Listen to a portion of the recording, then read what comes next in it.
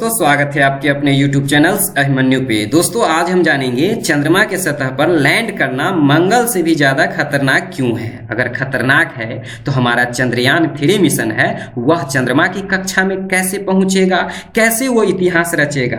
भारत लगातार चंद्रयान मिशन को क्यों भेजता है, क्यों जरूरी है, इसे हम लोग इस वीडियो के माध्यम से समझने का प्रयास करते हैं। सबसे पहले देखिए दोस्तों, आपको तारीख याद होंगे 7 सितंबर 2019 हमारा जो चंद्रयान 2 मिशन था चंद्रमा की सतह पर लैंड करना शुरू कर चुका था। पूरा इसरो का कंट्रोल रूम एकदम खुशी के माहौल में था, क्योंकि भारत जो है एक इतिहास रचने वाली थी। सब कुछ प्लान के अनुसार ठीक ठाक चल रहा था, लेकिन 1 घंटा के बाद क्या होता है दोस्तों कि पूरा जो माहौल खुशी का था वो खामोशी छा जाती है। क्योंकि हमारे 11 साल की मेहनत, 47 दिन का जो चंद्रयान का सफर मंजिल के इतना करीब होने के बाद हमारा जो स्पेस क्राफ्ट था, लैंडर था, वो क्या हो जाता है, क्रैश कर जाता है। हमारे इसरो टूट जाता है और हम लोग इतिहास रचने से एक कदम पीछे रह जाते हैं। उस समय का एक दृश्य आप लोग यहाँ देखे होंगे, क्योंकि मोदी जी खुद वहां मौजूद थे और वर्तमान इसरो के अध्यक्ष के सिवान जी को वो ढाढ़स बंधाते हुए दिखाई दे रहे थे। इसमें हम लोगों ने बात किया कि अब जो है उसका ही जो काम भारत का इसरो का अधूरा रह गया था, इसरो अब उसे 4 साल बाद उस काम को पूर्ण करने जा रही है। क्योंकि 14 जुलाई को हमारा जो इसरो है वो चंद्रयान 3 लॉन्च कर रहा है। अगर यह सॉफ्ट लैंडिंग कराने में सफल हो जाती है तो यूएसए, रसिया तथा चाइना के बाद भारत ऐसा चौथा देश बन जाएगा जो सॉफ्ट लैंडिंग कराने वाला देश बन जाएगा। सबसे पहले आपको यहां समझ में ये करना है कि लैंडिंग 2 प्रकार का होता है, एक सॉफ्ट और एक हार्ड। सॉफ्ट लैंडिंग हम उसे कहते हैं कि जो एकदम आराम से किसी सतह पे उतारा जाता है, उसमें कोई दुर्घटना नहीं होती है। लेकिन जो हार्ड लैंडिंग होता है उसको इतना तेजी से उतारा जाता है कि वो आगे जाके क्या होता है, क्रैश कर जाता है। तो हम लोग का जो मिशन है चंद्रयान 3 वो किस प्रकार में का मिशन है, तो सॉफ्ट लैंडिंग कराना। हार्ड लैंडिंग तो बहुत आसान है, कोई भी करा लेगा, लेकिन सॉफ्ट लैंडिंग कराना बहुत ही चुनौतीपूर्ण बात हो जाता है। तो अब हम समझते हैं कि भारत के द्वारा अब तक जो चंद्रयान मिशन चलाया गया है इसकी शुरुआत कब से होती है। दोस्तों, चंद्रयान फर्स्ट का जो शुरुआत 2003 ईस्वी में वर्तमान प्रधानमंत्री अटल बिहारी वाजपेयी के द्वारा घोषणा किया गया था। 5 साल बाद 2008 ईस्वी में 22 अक्टूबर को हमारा चंद्रयान फर्स्ट मिशन लॉन्च होता है, जो 8 नवंबर 2008 ईस्वी को चंद्रमा के कक्षा में पहुंच जाता है। इसका मेन उद्देश्य था कि चांद की सतह क्या करना, उसका भौगोलिक स्थिति का पता लगाना और वहां जो कीमती धातु है, खनिज के बारे में क्या करना, पता लगाना। उसके बाद जो है ये क्या होता है कि 1 वर्ष तक हमारे इसरो के संपर्क में रहता है और 2009 ईस्वी को हमारे इसरो से ये क्या होता है, संपर्क टूट जाता है। वही अगर हम चंद्रयान 2 मिशन की बात करेंगे तो ये हमारे लिए एक इंपॉर्टेंट पॉइंट था, क्योंकि यह जो चंद्रयान फर्स्ट में जो चीज मतलब कमी रह गए थे उससे एक कदम आगे बढ़ के ये हमारा मिशन था। इसके तहत इसका सबसे खास बात ये था कि भारत जो है चंद्रमा पर सॉफ्ट लैंडिंग कराने का प्रयास किया था और इसका मेन उद्देश्य था कि वहां जो है कीमती धातु का पता लगाना। हालांकि अगर हम चंद्रयान 2 की बात करें तो शुरुआत में इसे रसिया का जो अंतरिक्ष एजेंसी है उसके साथ क्या कराना था, लॉन्च कराना था। लेकिन रसिया क्या होता है कि इससे पीछे हट जाता है। फिर हमारी इसरो जो है एकदम ठान लेती है कि अकेला हम ये करके दिखाएंगे और अकेला करने के लिए 2019 ईस्वी में ये क्या करती है, ये लॉन्च करती है। खास बात है दोस्तों कि इसमें 3 चीज शामिल होना था। एक था ऑर्बिटर का मेन काम क्या था, देखो ऊपर वाला जो दिख रहा होगा ये ऑर्बिटर था। इसका एक ही काम था कि ये चंद्रमा के कक्षा में जाके चक्कर लगाता। क्या लगाता, चक्कर लगाता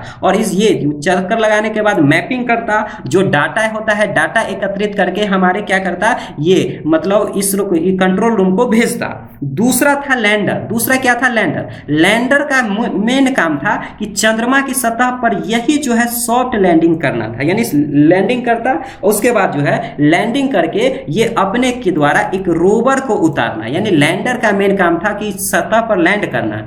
और तीसरा जो मुख्य था उसे हम लोग रोवर कहते हैं। रोवर जो है एक प्रकार का 6 पहिया का क्या था, गाड़ी था। इसका मेन काम था कि चंद्रमा की सतह पे जाएगा और वहां से सैंपल जुटाएगा और जो भी डाटा होगा उसे क्या करेगा, हमारे तरफ भेजेगा। तो मुख्य प्रकार से ये पेलोड की 3 प्रमुख बातें थी। अब जो है 22 जुलाई को तो इसे लॉन्च किया गया, लेकिन 22 जुलाई को लॉन्च करने के बाद 20 अगस्त को ये चांद की कक्षा में पहुंच भी जाता है, लेकिन 6 सितंबर को ये क्या करता है, जब कक्षा में पहुंचने के बाद चंद्रमा की सतह पर लैंड करना शुरू कर देता है। लेकिन 7 सितंबर को ये हमसे क्या हो गया था, जिसकी चर्चा हम लोग शुरुआत में किए, हमसे क्या होता है, संपर्क टूट जाता है और भारत जो है इतिहास रचने से एक कदम पीछे है। लेकिन अब हम समझेंगे दोस्तों कि शुरुआत में हम चर्चा किए थे कि चंद्रमा पर लैंड करना इतना खतरनाक क्यों है। इसे आप लोग 2 चीजों से आप लोग तुलना कर सकते हैं। एक आपको मंगल ग्रह है और ये हमारा चंद्रमा है। तो चंद्रमा जो है मंगल ग्रह से क्यों इतना इससे कठिनाई होता है। मंगल ग्रह पे बहुत आसान है कि आप लोग लैंड करा लो, लेकिन चंद्रमा पे लैंड कराना बहुत खतरनाक होता है। इससे आप लोग ऐसे समझो कि देखो, चंद्रमा जो है दूरी के अनुसार पृथ्वी से मात्र लगभग 4 लाख किलोमीटर है। वही अगर हम मंगल की बात करेंगे तो हमसे 34,000 यानी 34 लाख किलोमीटर पृथ्वी से दूरी है। फिर भी इतना दूर होने के बावजूद ये इससे पे लैंडिंग कराना आसान हो जाता है, लेकिन चंद्रमा पर कठिनाई हो जाती है। इसे आप लोग 3 कारणों से समझ सकते हैं। पहला कारण की बात करें दोस्तों तो वायुमंडल। अगर हम वायुमंडल की बात करें तो मंगल के सतह पे कुछ वायुमंडल है, लेकिन चंद्रमा पर वायुमंडल ही नहीं है। वायुमंडल नहीं रहने से क्या हो सकता है, इसे आप धरती से तुलना करो। धरती पे वायुमंडल है, अगर आप वायुमंडल रहने का सबसे बड़ा फायदा है कि आप ऊंचाई से कूदते हो तो पैराशूट के माध्यम से आप आसानी से सॉफ्ट लैंडिंग धरती पे आ जाते हो कि नहीं? हाँ, आ जाते हैं। लेकिन चंद्रमा पर ऐसा कोई वायुमंडल ही नहीं है। वायुमंडल नहीं होने से क्या होगा कि कोई भी स्पेसक्राफ्ट है बहुत तेजी से गिर जाता है और तेजी से गिर के बिल्कुल बिखर जाता है। यही कारण है कि चंद्रमा पर वायुमंडल नहीं होने का कारण वो चुनौती हो जाता है, यानी खतरनाक हो जाता है। दूसरा कारण होता है जीपीएस का। यानी जीपीएस में क्या होता है कि देखो, भारत में यानी पृथ्वी पर जो जीपीएस है वो हमारी सटीक लोकेशन की जानकारी देता है, और चंद्रमा पर लैंड कराना इसलिए कठिनाई हो जाता है कि वहां कुछ जीपीएस जैसी तो कोई बात है नहीं। यही कारण है कि थोड़ा कठिनाई हो जाता है। और तीसरा जो होता है चंद्रमा का दक्षिणी ध्रुव। चंद्रमा का दक्षिणी ध्रुव क्या है दोस्तों कि वहां हमेशा जो सूर्य की जो रोशनी होती है वो हमेशा क्षैतिज में होती है, और क्षैतिज में रहने के कारण क्या होता है कि सूर्य की किरण सीधे नहीं पहुंचती है, और जो भी चीज वहां होता है वहां परछाई की लंबाई बहुत ज्यादा होता है। परछाई इतना लंबा होता है कि कोई चीज अगर वहां पे लैंड भी करेगा तो साफ सुथरा से यानी अच्छे से दिखाई नहीं देगा। यही कारण है कि चंद्रमा पर मंगल की अपेक्षा लैंड कराना बहुत आसान हो जाता है। लेकिन अब जो हमारा मिशन 14 जुलाई को लॉन्च होने वाली है चंद्रयान 3, जो चीज यानी जो लक्ष्य की प्राप्ति में वो चूक हो गई थी चंद्रयान 2 में, उसे पूर्ण करने का क्या कर रही है, प्रयास कर रही है। प्रयास ही नहीं, ये इस बार सफलतापूर्वक क्या होगी, चंद्रमा की कक्षा में पहुंचेगी।